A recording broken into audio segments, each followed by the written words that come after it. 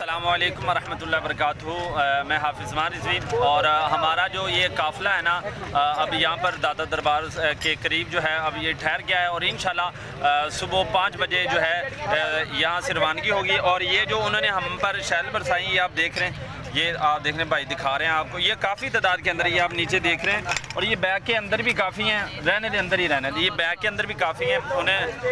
انہوں نے ہم پر شیل جو ہے وہ بہت برسائے اور کافی یہ دیکھ لیں، یہ بالکل ٹھیک ہے۔ اور یہ شیل جو ہے نا یہ جب آدمی کے اوپر چلتا ہے نا تو یہ سانس لینا آدمی کے لیے مشکل ہو جاتا ہے، تو یہ بس رب تعالیٰ کی مدد ہوئی ہے کہ ہم وہاں سے نکل آئے گئے۔